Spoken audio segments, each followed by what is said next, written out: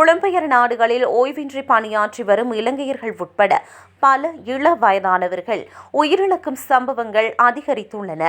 அண்மை காலமாக அதீத வேலைப்பளு காரணமாக மாரடைப்பு ஏற்பட்டு பிரித்தானியா, பிரான்ஸ் உட்பட பல நாடுகளில் இளவயதில் ஈழத் தமிழர்கள் உயிரிழந்த துயர சம்பவங்கள் பதிவாகியிருந்தன. இந்த நிலையில் இத்தாலியில் தனது வயதையும் மீறி நள்ளிரவில் பணியாற்றிய இலங்கையர் ஒருவர் நிலை குலைந்து வீழ்ந்து உயிரிழந்த சம்பவம் அதிர்ச்சியை ஏற்படுத்தியது. இத்தாலியின் புளோரன்ஸ் நகருக்கு அருகில் உள்ள கபாலே பகுதியில் அமைந்துள்ள கப் ஃபிளாஸ்ட் பேக்கிங் நிறுவனத்தில் பணிபுரிந்த இலங்கையர் ஒருவர் உயிரிழந்துள்ளார். 61 வயதுடைய குமார கெதரி என்ற இலங்கையர் வேலைப்பளுவின் போது எதிர்பாராத விதமாக பரிதாபமாக உயிரிழந்ததாக அறிவிக்கப்பட்டது.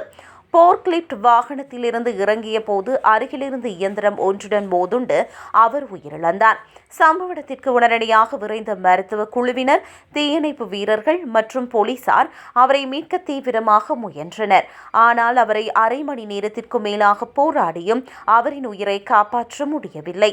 நிறுவன தரப்பில் வெளியிடப்பட்ட அறிக்கையில் தங்களது 66 வருட கால வரலாற்றில் இதுபோன்ற எதுவும் நடந்ததில்லை என்றும் விதிகளுக்கு எப்போதும் முன்னுரிமை அளித்து வருவதாகவும் ஆழ்ந்த இரங்கல் தெரிவிக்கப்பட்டுள்ளது.